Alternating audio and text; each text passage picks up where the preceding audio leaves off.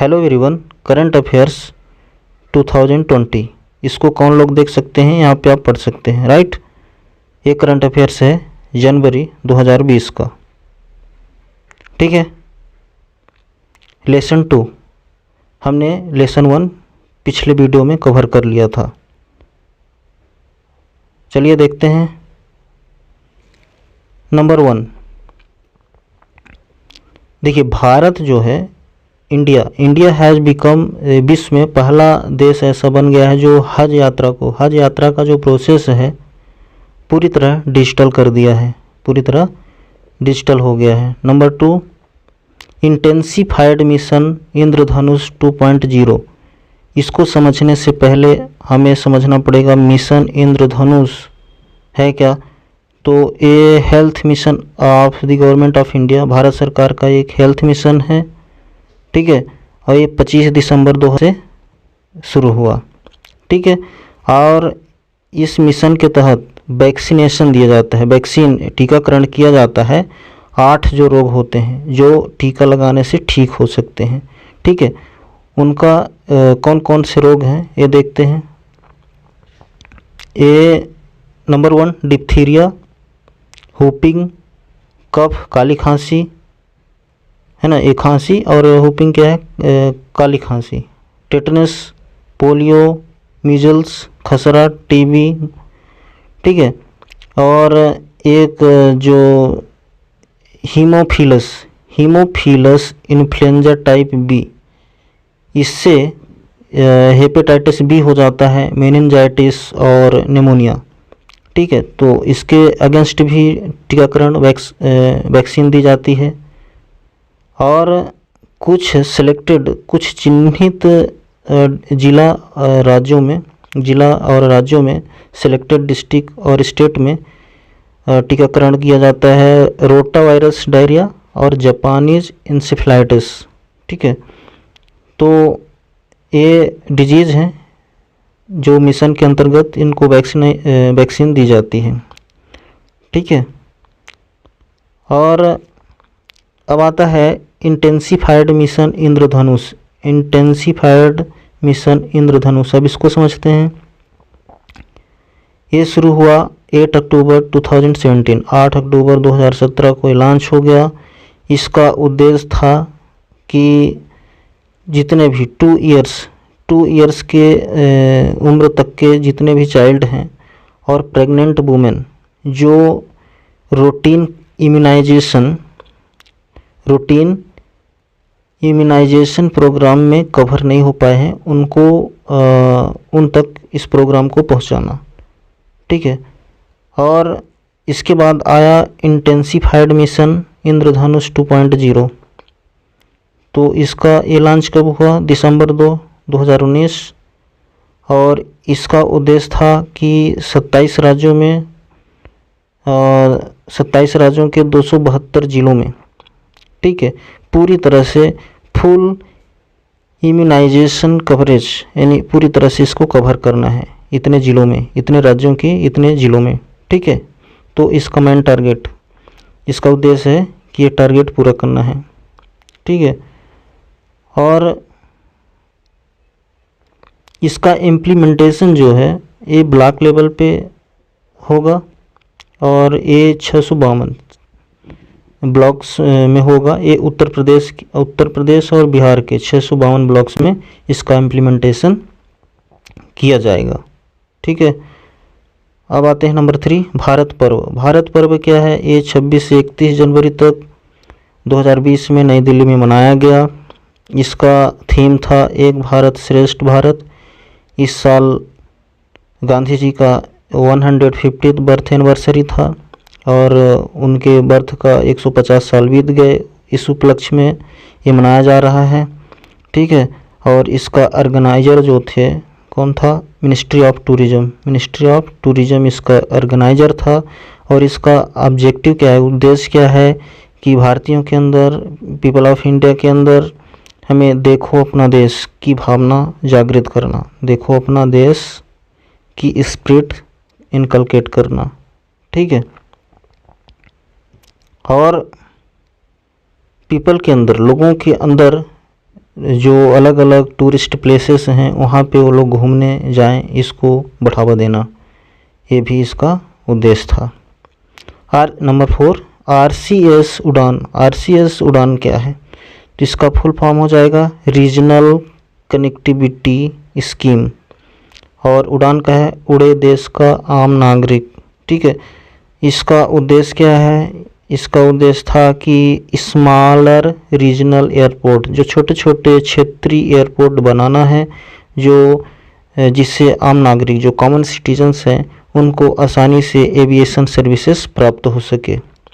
ठीक, नेक्स्ट, और ये 27 अप्रैल 2017 को लॉन्च हुआ।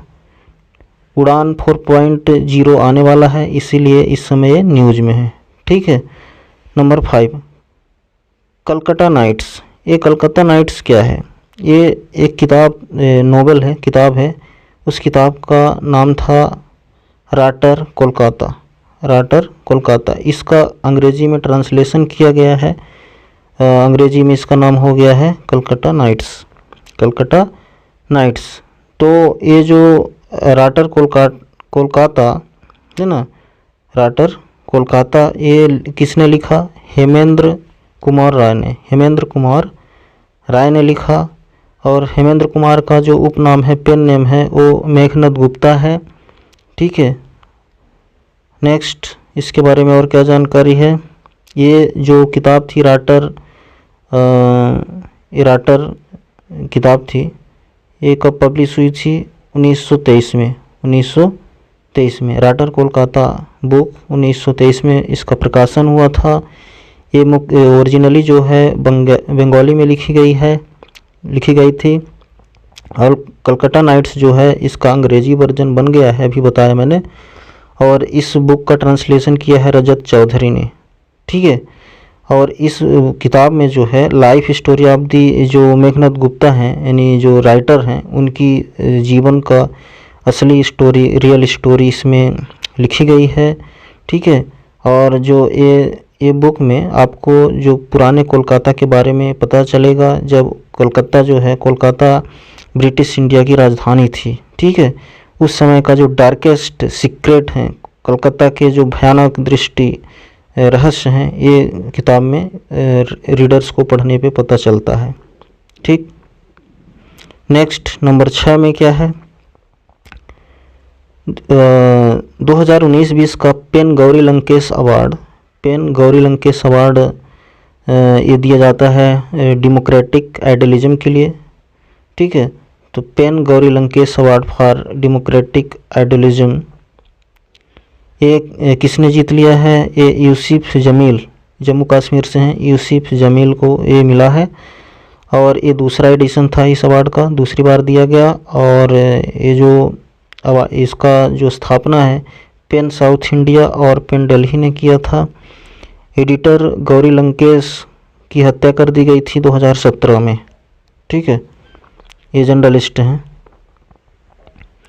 और इस अवार्ड में 1 लाख रुपीज़ प्लस 6 साइटेशन मिलता है।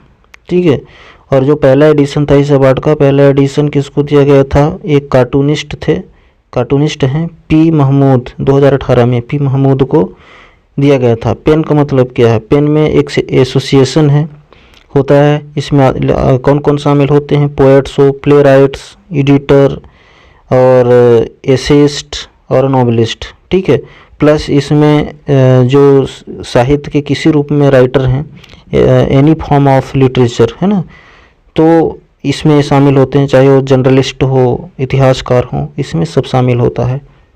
ठीक, नेक्स्ट क्या है? नंबर 7, WHO ने 31 जनवरी 2020 को नोवेल कोरोना वायरस को ग्लोबल हेल्थ इमरजेंसी घोषित कर दिया है। ठीक है, ये अभी जो नया कोरोना वायरस, ये वायरस स्प्रेड हो रहा है ऑल ओवर द वर्ल्ड, ये ग्लोबल हेल्थ इमरजेंसी घोषित हो चुका है। इसमें ये डिजीज़ क्या क्या हो जाते हैं? जैसे कॉमन कोल्ड हो गई, अब तो नए बहुत सारे इसके सिम्टम्स आ रहे हैं। कॉमन कोल्ड हो गया, MERS corona virus, middle east respiratory SARS, corona virus means severe acute respiratory syndrome, ये सारे इसमें डिजीज़ होते हैं। WHO 7 अप्रैल 1948 को बना था। इसका हेडक्वार्टर जिनेवा स्विट्जरलैंड में है। ठीक है। नंबर 8 में क्या है? नगोबा जतारा फेस्टिवल। ये त्यौहार कहाँ मनाया जाता है? इसका सेलिब्रेशन 24 जनवरी तेलंगाना में हुआ। और इसका जो अंतिम कंक्लूडिंग सेरेमनी जो रस्म होती है, इसके लास्ट में जो सेरेमनी होता है इस त्यौहार के, उसको भेटिंग कहते हैं। और ये डांस होता है इस फेस्टिवल में गुसाडी डांस। ये गोंड ट्राइब करते हैं, जो गोंड जनजाति होती है, मेस्राम क्लान है ना, मेस्राम क्लान के लोग इस त्यौहार को सेलिब्रेट करते हैं। ये 10 दिन का फेस्टिवल होता है, 10 डे लॉन्ग फेस्टिवल है। ठीक है। और ओके, 8 हो गया। 9 12th साउथ एशिया कॉन्फ्रेंस कहाँ हुआ? नई दिल्ली में। और ये कहाँ पे हुआ? Institute for defence studies and analysis, IDSA, नई दिल्ली में हुआ। ठीक है, स्थानीय था। और ये 28-29 जनवरी 2020 को हुआ। इसका थीम था India's neighbourhood first policy regional perception, इसका थीम था। इसमें भाग कौन कौन लिए? सार्क के, है ना, सार्क के जितने मेंबर्स हैं वो पूरे थे, प्लस म्यांमार। ठीक है। आगे अभी देखते हैं कि अच्छा, इसका पहले देख लेते हैं कि सार्क का फुल फॉर्म क्या है, पूरा नाम क्या है? South Asian association for regional cooperation, इसका पूरा नाम है। और ये 8 दिसंबर 1985 को इसका स्थापना हुआ। हेडक्वार्टर काठमांडू नेपाल में है। इसमें मेंबर कौन कौन से हैं? तो अफ़गानिस्तान, बांग्लादेश, भूटान, इंडिया, मालदीव, नेपाल, पाकिस्तान एंड श्रीलंका, ये इसके मेंबर हैं। ठीक है। नेक्स्ट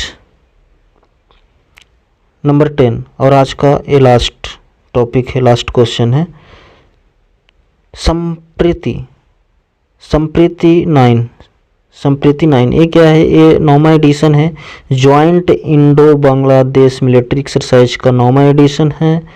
और ये उमरोई मेघालय में इसका स्थान होगा। ठीक है, उमरोई मेघालय में। और 3 से 16 फरवरी के बीच होगा। ठीक है। ये मिलिट्री एक्सरसाइज है और ये भारत और बांग्लादेश के बीच ये exercise, military operation, military exercise होगा। ठीक है। ये 9वां एडिशन था। और इसमें 2 एक्सरसाइज होंगे, CPX means command post exercise, और FTX field training exercise. 2 exercise होंगे इस दौरान संप्रीति 9 में। ठीक है। तो that's all in this lesson, in this video. और thanks for watching this lesson. Remain with us. मिलते हैं नेक्स्ट लेसन में।